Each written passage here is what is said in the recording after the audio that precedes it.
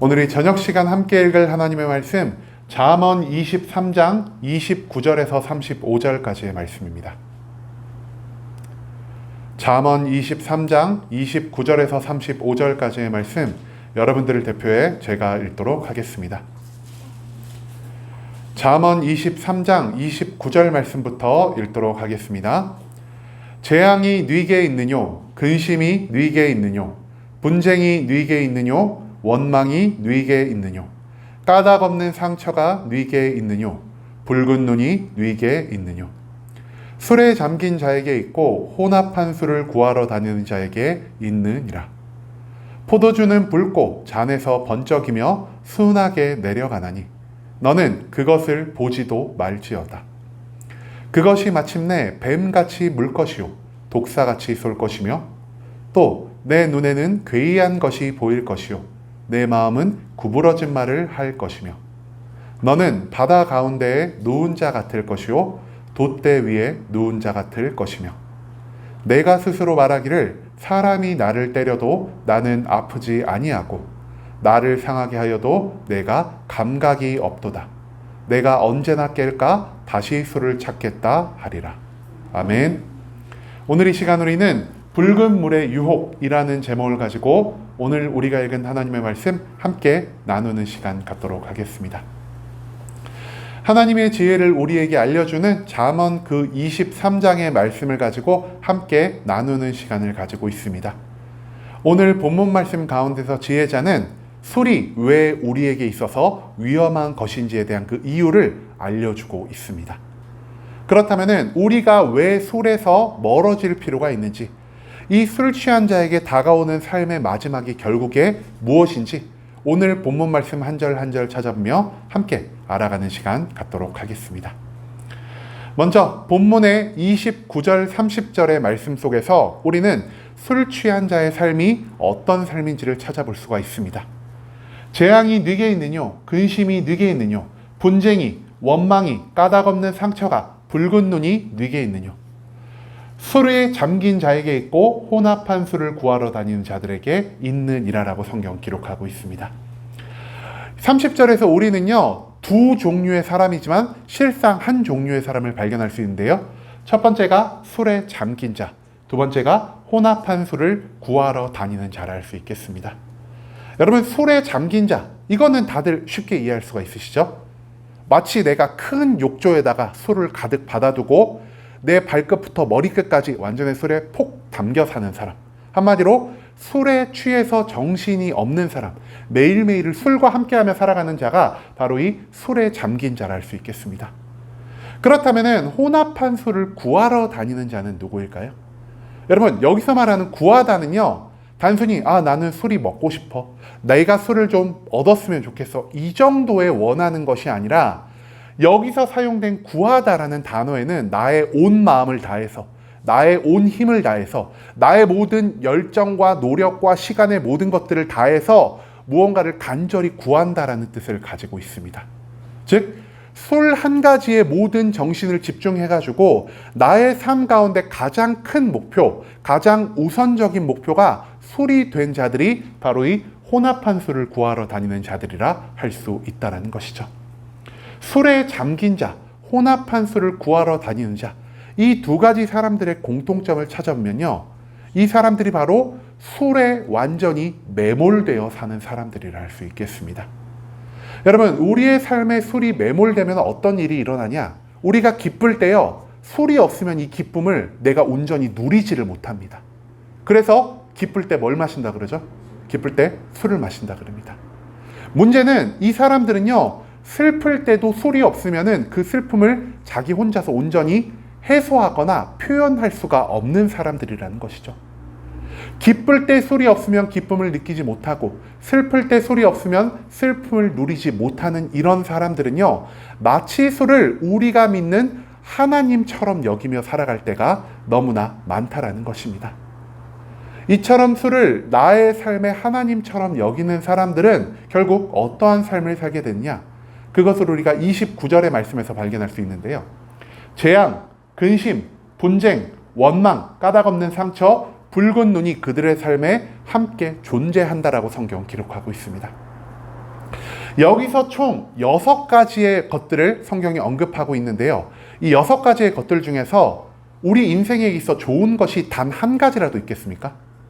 재앙이나 근심, 분쟁, 원망, 까닭없는 상처, 붉은 눈, 이 6가지 모두 우리의 삶 가운데 어떠한 도움도 되지 못하고 우리를 고통스럽고 괴롭게 하는 모든 것들이라고 우린 6가지 단어를 이해할 수가 있을 것입니다.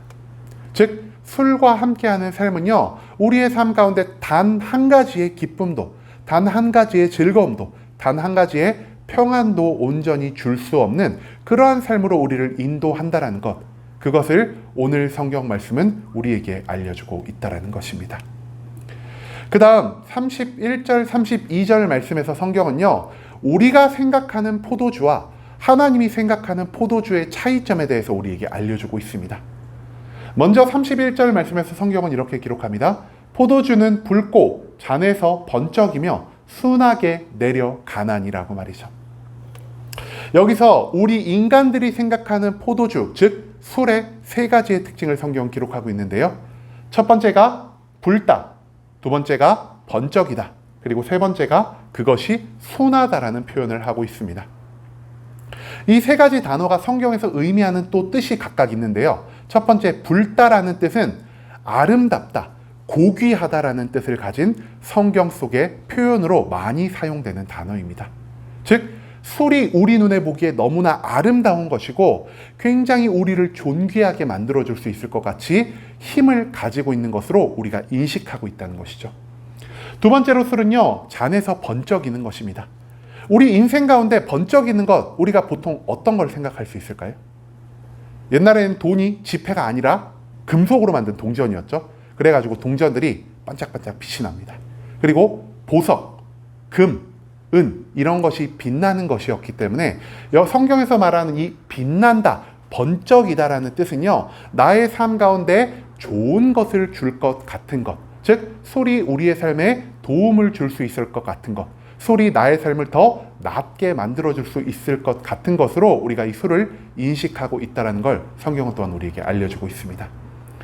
마지막 세 번째로 술은 순하게 내려간다라고 말하고 있습니다. 여기서 말하는 순하다라는 것은요, 평안을 의미하는 단어입니다. 즉 술을 내가 마심으로 인해서 나의 삶이 조금 더 평화로워지고 나의 삶이 조금 더 넉넉해질 수 있다라는 이러한 희망을 우리 인간들이 술에 두고 살아간다라는 것이죠. 아름다운 것이고요, 우리를 좋게 만들어줄 수 있을 것 같고 우리를 평안 가운데로 인도해 줄 수 있으리라 생각해서 우리는 우리의 삶 가운데서 술을 멀리하는 게 아니라 오히려 가까이 하며 살아갈 때가 너무나 많다라는 것을 우리가 또한 이 31절의 말씀 가운데서 발견할 수가 있을 것입니다. 하지만 여기까지는 우리 인간들이 술을 대하는 생각에 대해서 우리가 알아봤고요. 그 다음 31절 후반부에서 32절에는 하나님이 바라보시는 이 술이 무엇인지에 대해서 성경은 우리에게 알려주고 있습니다. 너는 그것들을 보지도 말지라.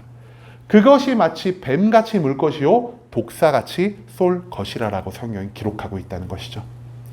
여러분, 뱀이나 독사, 성경에서 어떤 이미지를 가진 동물일까요? 네, 사탄이 바로 나오시네요. 뱀이나 독사하면 우리가 제일 먼저 떠올릴 수 있는 게 아마 에덴 동산에서 여자를 유혹해서 선악과를 먹게 한 그 짐승이 가장 먼저 떠오를 것입니다. 여러분, 뱀이나 독사는요, 우리의 삶을 하나님에게서 멀어지게 만드는 짐승이라 할 수 있겠습니다. 그 뱀의 꾀임으로 인해서 여자와 아담이 선악과를 따먹을 수 있게 되었고요. 그 둘이 선악과를 따먹은 다음 어떤 일이 일어났습니까? 하나님의 명령을 어김으로 인해서 그들이 더 이상 하나님과 동행할 수 없게 되었고요. 그들이 하나님의 명령을 어기는 죄를 지었기 때문에 하나님이 말씀하신 대로 정령 죽을 것이다, 죽음이 예정되게 되었고요. 마지막으로 하나님과 함께하는 그 평안의 공간이었던 에덴 동산에서 완전히 쫓겨나게 되었습니다. 즉 술은요, 이 뱀이나 독사처럼 우리를 하나님의 명령에서 벗어나게 만들고 우리를 하나님에게서 멀어지게 만들고 종국에는 우리를 죄를 짓게 만들어 우리가 영원한 하나님의 심판 가운데로 나아가게 하는 무서운 능력이 있는 것이라고 성경 말씀은 우리에게 알려주고 있다는 것이죠. 그렇기 때문에 31절 마지막 말씀에서 하나님은 우리에게 권유하고 계십니다. 너는 그것을 보지도 말지라라고 말이죠. 왜냐? 우리의 눈에서 멀어져야만 이 술이 우리의 삶에서 조금씩이라도 멀어질 수 있기 때문입니다.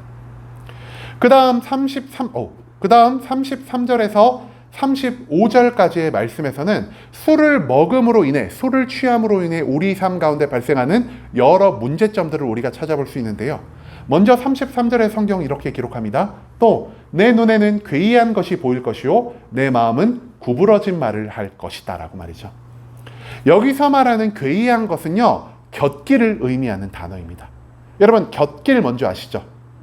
하나님에게로 향한 고든 길이 있는데요, 술을 마시면 우리 눈에 하나님을 향한 이 고든 길, 외길만 보이는 것이 아니라 그 길 주변에 나 있는 길 같지도 않은 이 자그마한 길들이 우리의 눈에 보이기 시작한다는 겁니다.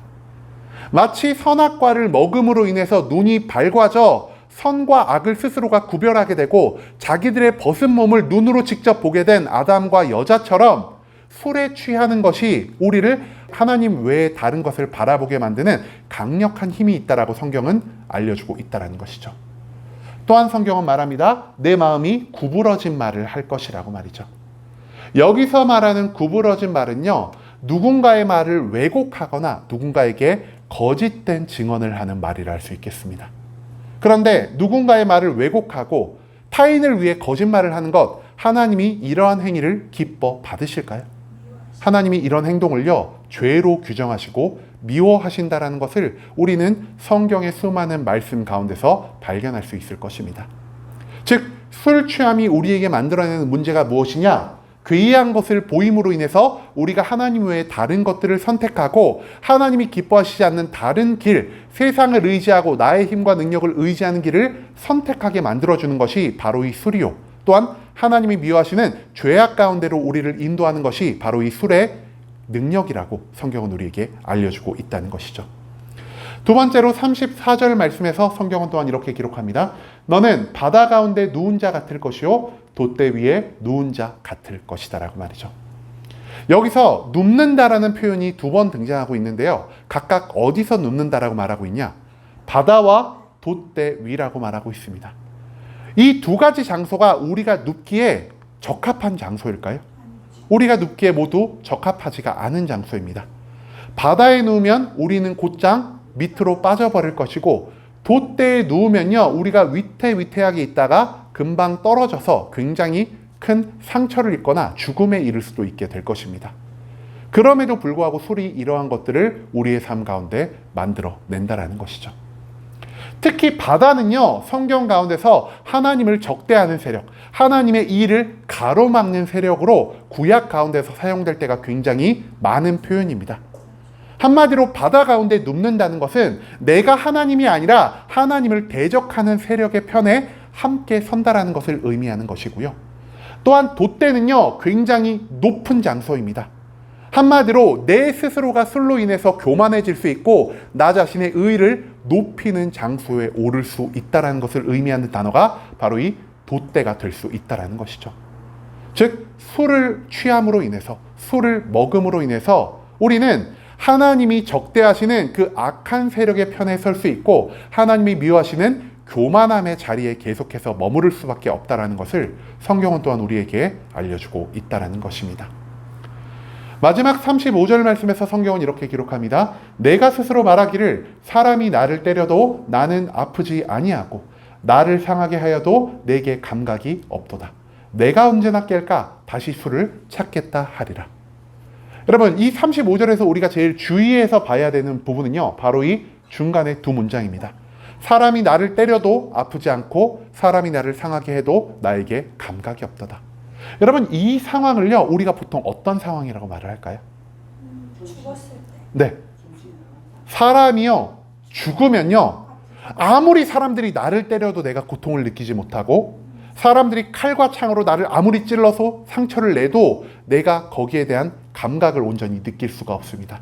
즉, 술을 마신다는 것이 우리의 삶을 결국 죽음으로 이끌어 갈 수밖에 없다는 것을 이 35절 말씀은 우리에게 한 번 더 강조하고 있다는 것이죠.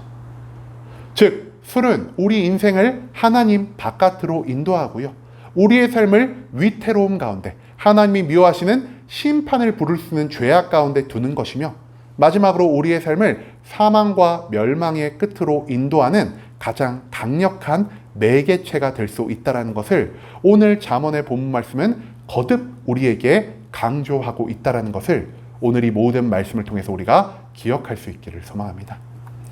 여러분, 성경 속에서요, 많은 사람들이 술의 문제에 관해서 왈가왈부할 때가 있습니다. 왜냐? 성경에서 분명히 술 자체를 먹지 말아라라고 하지 않았고요, 너희가 술 취하지 말라라는 말을 했습니다. 또 어떤 성경에 보면요, 너의 건강을 위해서 포도주를 조금씩 약처럼 쓰라는 말도 있었고, 예수님도 사역 가운데 술을 마신 일도 있었고, 또한 술이 등장하는 부분이 굉장히 많기 때문에 어떤 사람들은 술을 마셔도 된다, 어떤 사람들은 술을 마시면 안 된다라는 이러한 부분으로 인해서 교회 안에서도 이 술에 관한 논쟁이 굉장히 많은 줄 알고 있습니다. 맞습니다. 성경은요, 정확하게 술 자체를 먹지 말아라라는 말을 적어놓고 있지는 않습니다. 하지만 성경의 수많은 부분에서 계속해서 강조하는 것은 술이 너의 삶을 위험으로, 죄악으로, 하나님 바깥으로 인도할 수 있는 너무나 높은 가능성을 지니고 있다는 것을 우리에게 계속해서 오늘 본문 말씀처럼 알려주는 구절이 너무나 많다라는 것을 우리는 또한 절대로 간과하지 말아야 할 것입니다. 이 술에 대한 이야기를 할 때마다 제가 가장 먼저 떠오르는 성경의 인물은요, 바로 노아입니다. 여러분, 노아의 시절에 어떤 일이 있었죠? 이 세상에 죄악이 가득해가지고 하나님이 이 세상을 홍수로 멸망을 시켜버리셨습니다. 근데 노아의 가족들만 하나님에게 구원을 받았죠? 노아의 가족들이 왜 구원을 받았습니까? 성경에서 명확하게 표현하고 있습니다. 노아는 당대의 의인이라고 성경이 표현하고 있습니다. 세상 사람들이 모두 죄악 가운데 살아갈 때 유일한 의인이었던 그 노아, 하나님 앞에 그 의로움을 인정받았던 노아, 자기의 삶 가운데서 방주를 짓는데 너무나 많은 시간을 투자함으로써 자기의 믿음과 순종을 보인 그 노아가요, 말년에 자기의 삶 가운데 너무나 큰 오점 하나를 남겼습니다. 바로 자기의 옷을 모두 벗고 벌거벗은 모습을 자기의 아들들에게 보여줬을 뿐 아니라 자기의 알몸을 보고 형제에게 아버지의 나쁜 소문을 퍼뜨리려 한 자기의 아들 함에 대한 저주의 기도로 자기의 삶을 마무리하는 굉장히 큰 오점을 남기게 되었다는 것이죠. 그런데 그 오점이 무엇으로 인해 발생한 오점이죠? 바로 포도주에 취했기 때문에 노아가 이러한 실수를 벌였다는 사실을 우리가 절대 잊지 않을 수 있기를 소망합니다. 당대의 의인이었던 노아, 하나님의 수많은 심판을 눈으로 직접 목격했던 그 노아도요, 술에 저항할 만한 강력한 의지를 지니지 못했다는 것을 우리는 성경 말씀 가운데서 반드시 기억해야만 할 것입니다. 노아조차 버티지 못한 술, 어찌 우리가 온전히 그 술을 이겨낼 만한 넉넉한 능력이 있겠습니까? 그렇기 때문에 성경은요, 우리가 술에서 조금은 멀어져야 할 필요가 있다는 것을 오늘 말씀을 통해서 한 번 더 우리에게 가르쳐주고 있는 것 같습니다. 그렇다면 우리가 술에서 멀어지는 만큼 무엇에 더욱 가까운 삶을 살아야 할까요? 바로 잠언에서 강조하는 지혜에 가까운 삶을 살아야 할 것입니다.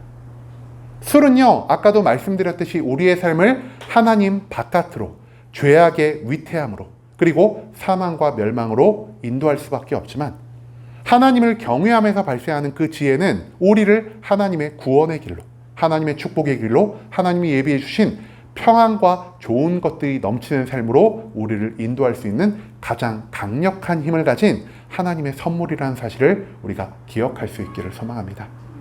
이제는 우리가 술에서 멀어지고 이 잠언의 말씀을 통해 하나님을 경외함으로 하나님이 우리에게 선물로 주시는 이 지혜에 조금 더 가까워진 삶을 살 수 있기를 소망합니다.